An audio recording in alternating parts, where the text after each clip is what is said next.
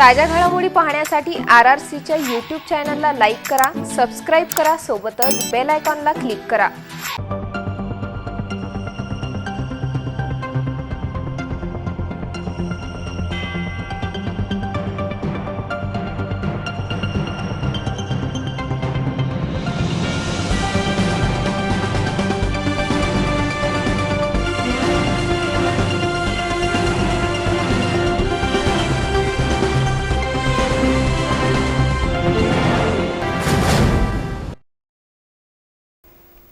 City न्यूजच्या मराठी बातमीपत्रामध्ये मी पूजा आपले हार्दिक स्वागत करते। सर्वात आधी एक झलक बघूया आजच्या हेडलाईन्सची।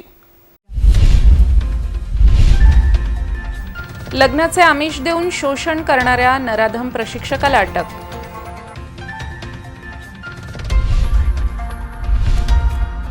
रुग्णवाहिकेमधून होतो आहे प्रतिबंधित गुटखा विक्री।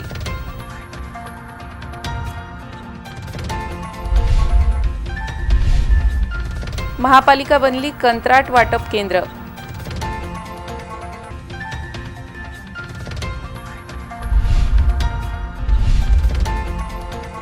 ग्रामीण भागात गावठी दारू विक्री वाढली, अबकारी विभागाचं दुर्लक्ष।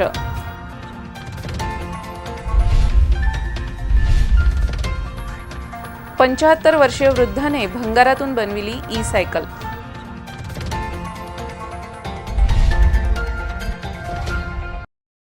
सुरुवात करूया आजच्या सविस्तर बातम्यांना। प्रशिक्षणाच्या नावावर गेल्या 4 वर्षांपासून युवतीचं शारीरिक शोषण करणाऱ्या आरोपीला रामदास पेठ पोलिसांनी अटक केली आहे। या घटनेमुळे पुन्हा एकदा प्रशिक्षकांच्या व्यवसायाला काळिमा फासल्याची प्रतिक्रिया व्यक्त होते आहे। एका महाविद्यालयीन युवतीला प्रशिक्षणाच्या नावाखाली आपल्या जाळ्यात फसवून सतत 4 वर्ष वारंवार अत्याचार करण्याची घटना अकोला शहरात घडल्याने एकच खळबळ उडाली।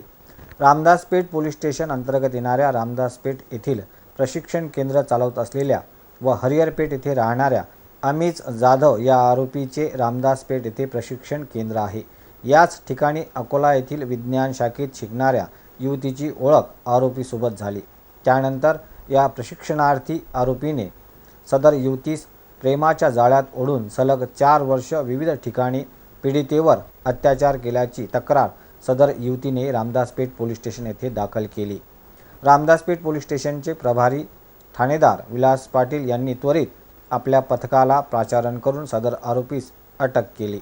पुढील तपास रामदासपेठ पोलीस करीत आहे।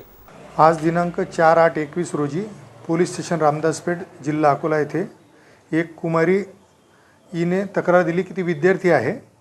तिचे जे प्रशिक्षक होते अमित जाधव यांनी तिच्या मैत्री करून तिच्यासोबत लग्नाचा आमिष दाखवून सुमारे 2 वर्षापासून ते तिच्यासोबत लैंगिक संबंध ठेवलेले आहेत अशी तिने तक्रार दिली आणि तिच्या परवानगीने तिने जरी संबंध केले असले तरी लग्नाचा आमिष त्याने दाखवून लैंगिक संबंध केले अशा तक्रारी येऊन पोलीस स्टेशन रामदासपेठ येथे भादवी कलम 376, 323, 504, 506 अन्वये प्रशिक्षक अमित जाधव याच्याविरुद्ध गुन्हा दाखल करण्यात आलेला आहे आणि आरोपी प्रशिक्षक अमित जाधव याला रामदासपेठ पोलिसांनी अटक केलेली आहे आणि पुढील तपास रामदासपेठ पोलीस करीत आहेत। अकोला जिल्ह्यात आता रुग्णांना घेऊन जाणाऱ्या ॲम्ब्युलन्समधून प्रतिबंधित गुटख्याची विक्री होत असल्याचा प्रकार समोर आलाय।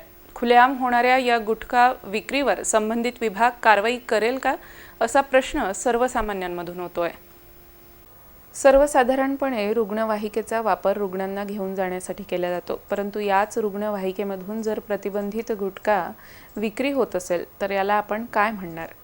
कदाचित आपणाला विश्वास बसणार नाही, परंतु ही बाब सत्य आहे। सिटी न्यूजला रुग्णवाहिकेमध्ये गुटखा विक्री होत असल्याचे व्हिडिओ फुटेज मिळाले आहे। राज्य शासनाने गुटखापासून होणाऱ्या दुष्परिणामांना सर्वसाधारणपणे रुग्णवाहिकेचा वापर रुग्णांना घेऊन जाण्यासाठी केला जातो, परंतु याच रुग्णवाहिकेमधून जर प्रतिबंधित गुटखा विक्री होत असेल तर याला आपण काय म्हणणार? कदाचित आपणाला विश्वास बसणार नाही, परंतु ही बाब सत्य आहे। सिटी न्यूजला रुग्णवाहिकेमध्ये गुटखा विक्री होत असल्याचे व्हिडिओ फुटेज मिळाले आहे। राज्य शासनाने गुटखापासून होणाऱ्या दुष्परिणामांना थांबविण्यासाठी राज्यभरात गुटखा विक्रीवर प्रतिबंध लावलाय। त्यानंतरही सर्वत्र खुलेआम विविध कंपन्यांची प्रतिबंधित गुटखा विक्री होतेच आहे। काही दिवसांपूर्वी जिल्ह्याचे पालकमंत्री ओमप्रकाश उर्फ बच्चूभाऊ कडू यांनी वेषांतर करून मोठ्या प्रमाणात प्रतिबंधित गुटखा खरेदी केला होता. यावरून हे स्पष्ट झाले होते की संबंधित विभाग आणि पोलीस यांच्या आशीर्वादाने प्रतिबंधित गुटखा शहरासह ग्रामीण भागात विकला जातोय. त्यानंतर संबंधित विभाग आणि पोलीस सक्रिय झाले होते आणि दोन्ही विभागाद्वारे कारवाई सुरू करण्यात आली होती. या कारवाईनंतर गुटखा माफिया भूमिगत झाले होते आणि गुटखा सुद्धा गायब झाला होता. हळूहळू परिस्थिती पूर्ववत झाल्यानंतर आता पुन्हा गुटखा विक्री सुरू झाली आहे. रुग्णवाहिकेच्या माध्यमातून प्रतिबंधित गुटखा विकला जातो आहे, कारण रुग्णवाहिकेमध्ये गुटखा विक्री केल्यास यावर कुणालाही संशय येणार नाही. अकोला येथील सर्वोपचार रुग्णालयासमोर उभ्या एका खासगी रुग्णवाहिकेच्या मधून प्रतिबंधित गुटखा विकला जातोय. यावरून स्पष्ट होतंय की इतरही अवैध कामांकरिता रुग्णवाहिकेचा उपयोग होण्याची दाट शक्यता आहे. रुग्णवाहिकेमध्ये गुटखा ठेवून विक्री केला जातोय हे निश्चितच विचार करण्याची बाब आहे. अकोला महानगरपालिका ही एक फक्त कंत्राटदारांना कंत्राट वाटप करण्यापुरती मर्यादित झाली आहे. या कामाव्यतिरिक्त इतर कामे मनपाद्वारे करण्यात येत नसल्याने नागरिकांमधून नाराजी व्यक्त केली जाते. महानगरपालिकेच्या गेल्या काही वर्षातील एकंदरीत कार्यभार पाहता अकोल्याची महानगरपालिका ही फक्त कंत्राटदारांना विविध कामांचं कंत्राट वाटप करण्यापुरतीच असल्याचं दिसून येते आहे. कंत्राट वाटपाचं एक काम सोडलं तर इतर कामे महानगरपालिकेकडून पाहिजेत तशा पद्धतीनं केले जात नसल्याचं नागरिकांच्या तक्रारी आहेत. शहरातील नागरिकांना प्राथमिक सोयी सुविधा पुरविणे तसेच विविध विकासाची कामे करून शहराला विकसित बनविणे हे महानगरपालिकेचं काम असतं. परंतु अकोल्याच्या महानगरपालिकेत गेल्या काही वर्षांपासून विविध कामांचे कंत्राट वाटप करणे एवढे एक काम व्यवस्थित पार पाडले जाते आहे. इतर कामांबाबत सगळा आलबेल कारभार असल्याचं नागरिकांचं म्हणणं आहे.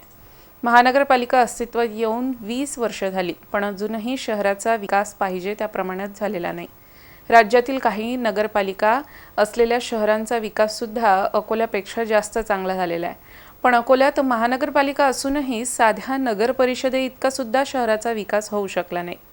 विकासाच्या योजनांमध्ये आडकाठी निर्माण करणं, आरोप प्रत्यारोप करणं आणि त्यातून विकासांच्या योजनांना खीळ घालणं एवढं काम आतापर्यंत महानगरपालिकेत चालत आलं. साफसफाईचा विषय असो की पाईपलाईन लिकेज दुरुस्तीचा विषय असो की घनकचऱ्याचा विषय असो, वाहन दुरुस्तीचा विषय असो की नाले साफसफाईचा विषय असो, अशा अनेक कामांसाठी फक्त कंत्राट वाटप करणं एवढंच काम महानगरपालिकेकडून दरवर्षी केलं जातं. या व्यतिरिक्त जी प्राथमिक सोयीसुविधांची किंवा विकासाची कामे महानगरपालिकेने करायला हवी किंवा महानगरपालिकेकडून होत नसल्याचे महापालिकेच्याच महासभेमध्ये पाहायला आणि ऐकायला मिळतं. प्रत्येक महासभेत खुद्द नगरसेवकच आपली कामे होत नसल्याच्या तक्रारी करतात. एकाच कामाबाबत वारंवार तक्रारी होतात आहेत. याचा अर्थ प्रशासनाकडून नगरसेवकांच्या तक्रारींची दखल घेतल्या जात नाही. नागरिकांनी तर कितीही तक्रारी केल्या तरी कामे होत नाहीत, म्हणून आता तक्रारी करणं सुद्धा सोडून दिलंय. महानगरपालिका निवडणुकीमध्ये राजकीय पक्षांकडून मोठमोठी आश्वासनं दिली जातात, परंतु प्रत्यक्ष सत्तेत आल्यानंतर आश्वासनांचा विसर पडतो. तेव्हा आता येणाऱ्या निवडणुकीत पुन्हा मतांचा जोगवा मागणाऱ्या लोकप्रतिनिधींना त्यांच्या मागील आश्वासनांची आठवण करून देण्याच्या तयारीत अकोलेकर असल्याचे दिसून येते. म्हणून महानगरपालिकेच्या निवडणुकीपूर्वी म्हणजे येत्या 5 महिन्यात नागरिकांची निदान प्राथमिक सोयीसुविधांची कामे तरी होणे अपेक्षित आहे. अकोला जिल्ह्यातील ग्रामीण भागांमध्ये अवैधरित्या गावठी दारूची विक्री वाढत चालली आहे. महाराष्ट्र राज्य उत्पादन शुल्क विभाग मुंबईद्वारे परिपत्रक काढून अवैध धंदे बंद करण्याचे निर्देश दिले असताना जिल्ह्यात मात्र तशी कारवाई होताना दिसत नाहीये. अकोला शहरासह जिल्ह्यातील ग्रामीण भागामध्ये मोठ्या प्रमाणात अवैधरित्या देशी दारू विक्रीसह गावठी दारू विक्रीचे प्रमाण वाढत चालले आहे. ग्रामीण भागातील नदी नाल्यांवर अनेक गावठी दारू अड्डे लावण्यात येत आहेत. या गावठी दारू अड्ड्यांना उद्ध्वस्त करण्याची कारवाई स्थानिक पोलिसांद्वारे केली जाते, परंतु राज्य उत्पादन शुल्क विभाग याकडे दुर्लक्ष का करीत आहे हा संशोधनाचा विषय बनला आहे.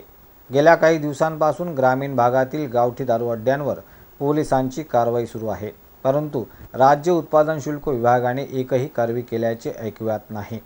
या विभागामधील अधिकारी सध्या करतात तरी काय असा प्रश्न या निमित्ताने उपस्थित झाला आहे.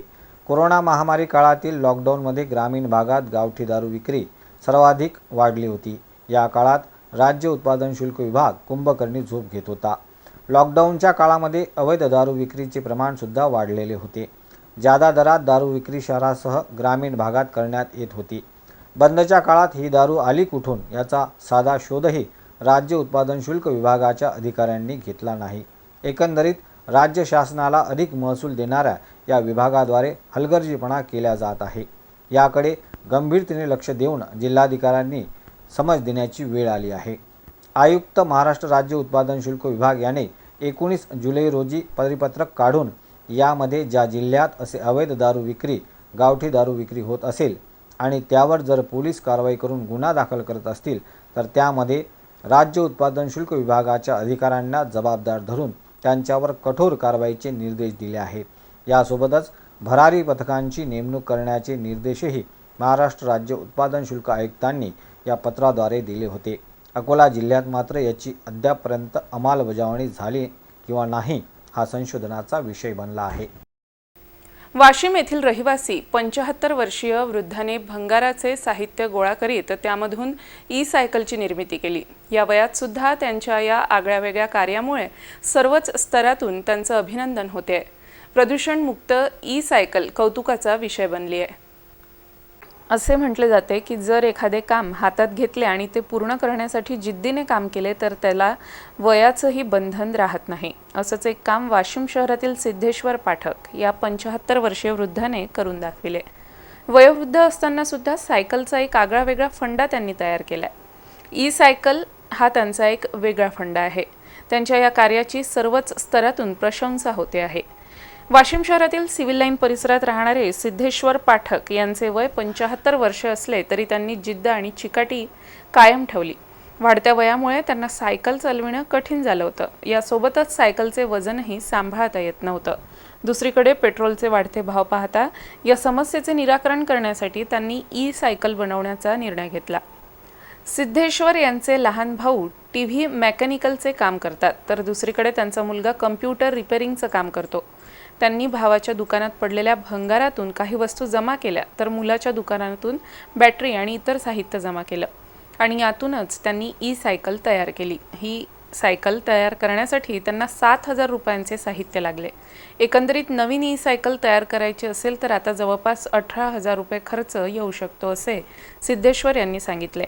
एक वेळा 5 तास चार्जिंग केल्यानंतर ही सायकल 20 किलोमीटरपर्यंत जाऊ शकते। या चार्जिंगकरिता केवळ 1 युनिटपेक्षा कमी विजेचा वापर होतो। वृद्ध आणि लहान मुलांकरिता ही ई-सायकल अत्यंत फायद्याची ठरू शकते आणि वाढत्या पेट्रोलचे दर पाहता कमी खर्चात प्रदूषणमुक्त सायकलीचा आपण आनंद घेऊ शकता। यासाठी आपल्याला कुठल्याही लायसन्सची गरज पडणार नाही आणि या नवीन प्रयोगातून आता हीच ई-सायकल अधिक किलोमीटर कशी चालू शकते याचा प्रयत्न ते करणार आहेत।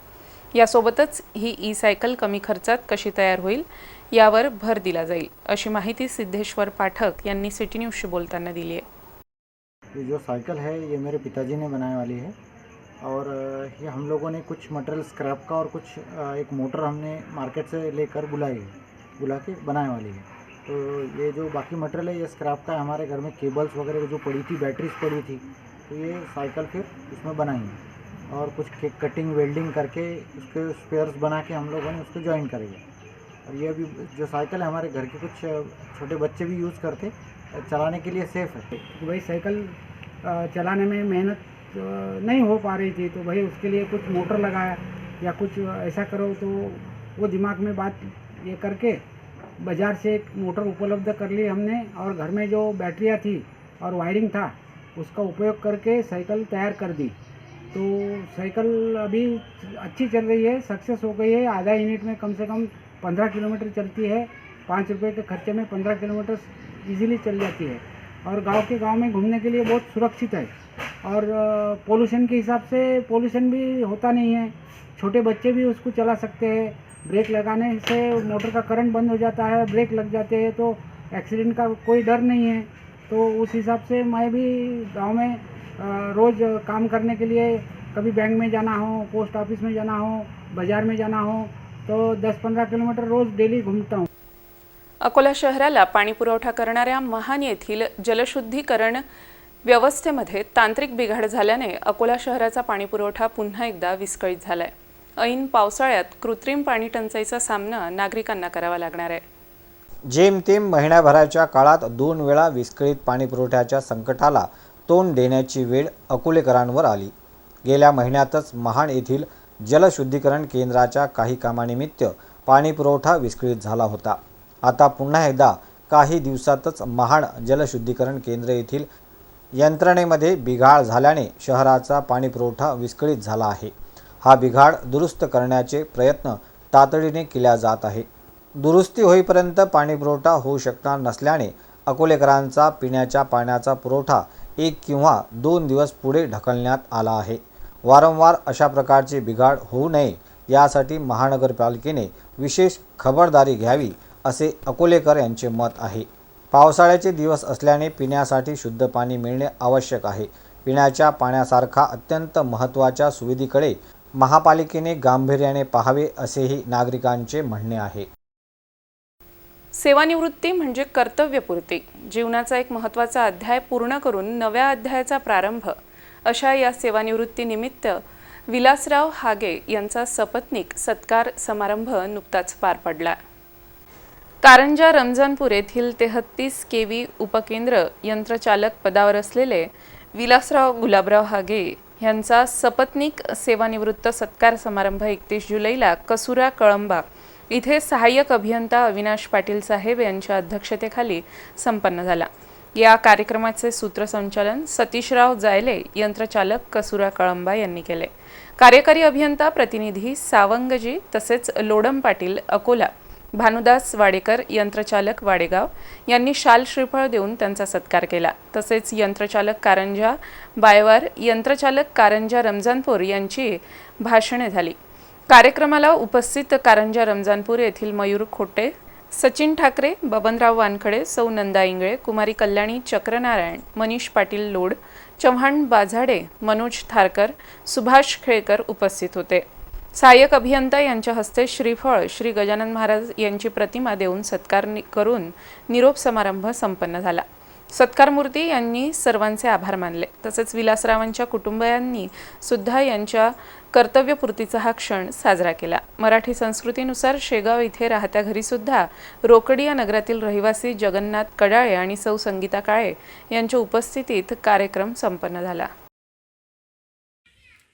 मी विलास गुलाबराव हागे 33 केवी उपकेंद्र कारंजाराम येथे यंत्रचालक या पदावरून आज दिनांक 31/7/2021 रोजी सेवानिवृत्त होत आहे. त्यानिमित्ताने माझे सहाय्यक अभियंता व सर्व कर्मचारी मिळून माझा सेवानिवृत्तीचा कार्यक्रम करण्याचे आयोजन यांनी ठरलेले आहे. त्याप्रमाणे आज मी माझी मंडळामध्ये 28 वर्ष सेवा करून सेवानिवृत्तीच्या कार्यक्रमापर्यंत मी पोचलेलो आहे. यामध्ये मला अधिकारी वर्गांचे तसेच माझ्या सहाय्यक मित्रांचे सहकार्य लाभले. त्यामुळे मी सेवानिवृत्तीपर्यंत पोचलो.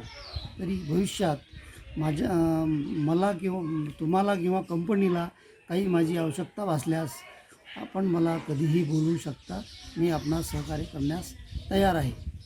पूरग्रस्तांना देण्यात आलेले सानुग्रह निधीचा धनादेश कमी असल्याने यावलखेड व अंबिकानगरवासी यांनी निवासी उपजिल्हाधिकारी यांना परत करण्याचा प्रयत्न केला. यावेळी दोन्ही भागातील नागरिक जिल्हाधिकारी कार्यालयात पोहोचले होते. पूरग्रस्तांना देण्यात आलेले सानुग्रह निधीचे धनादेश कमी असल्याने आज धनादेश यावलखेड आणि अंबिकानगरातील नागरिकांनी निवासी उपजिल्हाधिकारी यांना आज परत केले. सानुग्रह निधीची दिलेल्या रकमेत कुठलीच व्यवस्था उभी होत नसल्याने या नागरिकांनी हे धनादेश परत केले आहेत. मात्र हे धनादेश निवासी उपजिल्हाधिकारी संजय खडसे यांनी स्वीकारले नाहीत. जवळपास 50च्या वर नागरिक जिल्हाधिकारी कार्यालयात आले होते. जिल्ह्यात 21 आणि 22 जुलै रोजी अतिवृष्टी झाली होती. या अतिवृष्टीमुळे 10,000 नागरिकांच्या घराचे नुकसान झाले आहे. तसेच 60,000 हेक्टरवरील शेतीचे नुकसान झाले आहे. या सर्वांचे पंचनामे करून त्यांना तातडीने मदत करावी असे आदेश पालकमंत्री बच्चू कडू यांनी जिल्हा प्रशासनाला दिले होते. त्यासोबतच शिवसेनेनेही मदत देण्यात आली नाही म्हणून जिल्हाधिकारी कार्यालयात आंदोलन केले होते. त्यानंतर प्रशासनाने तातडीने पावले उचलत सानुग्रह निधीचे धनादेश नागरिकांना दिले. 5,000 रुपयांची सानुग्रह रक्कम आहे. परंतु यावलखेड येथील तसेच शहरातील अंबिका नगरातील घरांचे पडझड आणि त्यांच्या घरात पाणी गेले होते. त्यासाठी त्यांना मदत म्हणून सानुग्रह निधी म्हणून 5,000 रुपयांचे धनादेश देण्यात आले. परंतु या धनादेशातून कुठलीच गरज पूर्ण होत नाही. त्यामुळे शासनाने एकतर या सानुग्रह निधीच्या रकमेत वाढ करावी किंवा ती इतक्या कमी प्रमाणात रक्कम देऊन नुकसानग्रस्तांची खिल्ली उडवू नये असे म्हणत या नागरिकांनी निवासी उपजिल्हाधिकारी संजय खडसे यांचे कार्यालय गाठले. तसेच ते धनादेश परत केले. परंतु निवासी उपजिल्हाधिकारी यांनी हे धनादेश परत घेण्यास नकार दिला. हे धनादेश तुमच्याकडेच ठेवा असे त्यांनी नुकसानग्रस्तांना म्हटलंय. त्यामुळे नुकसानग्रस्तांचा हिरमोड झाला. यावलखेड येथे पुरामुळे जे नुकसान झालं होतं 23 व 24 तारखेला, त्याच्या संदर्भात शासनाने सर्वे केला. तोही मी मीडियावाल्यांचे आभार मानतो की त्यांनी न्यूज लावल्यामुळे सर्वे लवकर झाला. त्यानंतरनं जे लाभार्थ्यांची जी लिस्ट देण्यात आली त्याच्यामध्ये बोगस लाभार्थ्यांची भरणा करण्यात आली. जे खरे लाभार्थी आहेत त्यांना याच्यामध्ये लाभ मिळाला नाही आहे. त्यामुळे खऱ्या लाभार्थ्यांना लाभ मिळावा याकरता आम्ही स्वतः आमच्याकडचे जे चेक आहे हे शासनाला परत करतो आहे की असे बोगस लाभार्थ्यांना दिलेले आहेत, खरे लाभार्थी दिलेले नाही. त्यामुळे आम्ही आमच्याकडचे हे चेक वापस येतो आहे की आमच्याकडचे चेक घेऊन घ्या, आम्हाला नको आहे असला लाभ. जे खरे लाभार्थी आहेत त्यांना लाभ मिळाव्याच्याकरता आम्ही हे चेक वापस येतो आहे. याच्यामध्ये सर्वेमध्ये दुकानाचा सर्वे, घरांचा सर्वे आणि शेतीचा सर्वे वेगवेगळा करण्यात यावा व 6 जो सर्वे आहे हा पूर्ण परत करून एकदा याची चौकशी करून दोषींवरती कारवाई करून परत गावातील लोकांना जे योग्य अनुदान असे नियमाप्रमाणे ते देण्यात यावं याच्याकरता आम्ही आज आलो आहे. अकोट तालुक्यातील जऊखेड ग्रामपंचायत अंतर्गत येणाऱ्या ठोकबर्डी येथील अल्पभूधारक शेतकऱ्याने पंचायत समिती कार्यालयासमोर कुटुंबासह आमरण उपोषण सुरू केलंय. लेखी आश्वासनांनंतर उपोषण मागे घेण्यात आलं. अकोट तालुक्यातील जऊखेड ग्रामपंचायत अंतर्गत येणाऱ्या ठोकबर्डी येथील अल्पभूधारक शेतकरी राहुल गावंडे यांच्या घराच्या बाजूला मोठ्या प्रमाणात अतिक्रमण करण्यात आल्याने त्यांच्या घरासमोर पावसाचे पाणी आणि घाण पाणी साचत आहे. त्यामुळे त्यांच्या कुटुंबावर आरोग्य संकट कोसळले. या संदर्भात गावंडे यांनी ग्रामपंचायतकडे अनेक वेळा तक्रार केल्यानंतरही कोणतीही दखल घेतली नाही. त्यामुळे गावंडे परिवाराने न्याय देण्याच्या मागणीकरिता अकोट गटविकास अधिकारी कार्यालयासमोर आमरण उपोषण सुरू केले होते. याची दखल घेत गटविकास अधिकारी अकोट यांनी गावंडे कुटुंबियांना लेखी आश्वासन देत उपोषण सोडविले. गावातील अंतर्गत राजकारणामुळे गावंडे कुटुंबावर ही वेळ आली होती. गटविकास अधिकारी यांनी सरपंच आणि ग्रामसेवकाला तंबी देऊन ही समस्या सोडविण्याचे निर्देश दिले आहेत. सिटी न्यूज करिता अकोट तालुका प्रतिनिधी पवन बेलसरे. कारवाई नाही करून आली मावर, कोणी आमच्या कुटुंबावर कोणी केअर नाही घेऊन आलं. त्याच्यानं आपली उपोषणाला बसा. आज रोजी उपोषणाला बसलो होतो. आज मी माझ्या कुटुंबासह हे ठाकरे साहेब, भारी भोजनचे व्हिडिओ साहेब, डांगे साहेब, आमचे पत्रकार बंधू यांना माझं आज उपोषण सोडवलं. बाबाले उद्या परवा पाहायला येतात ते, पण मला न्याय देतात बा अशी त्यानं आश्वासन दिलं. एक पत्र दिलं, माझं लेखी पत्र दिलं. नाही जर झालं तर मग माझं दौंडी डबल चालू. पुन्हा एक नजर टाकूया आजच्या प्रमुख घडामोडींवर. लग्नाचे आमिष देऊन शोषण करणाऱ्या नराधम प्रशिक्षकाला अटक.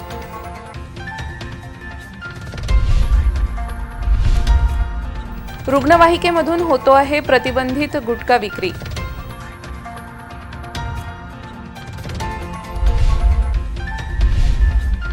महापालिका बनली कंत्राट वाटप केंद्र.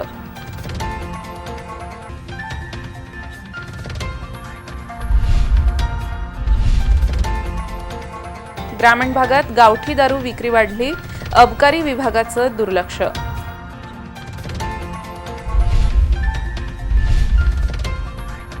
पंच्याहत्तर वर्षीय वृद्धाने भंगारातून बनविली ई सायकल.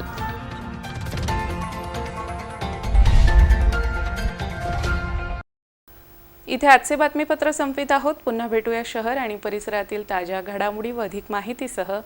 नमस्कार.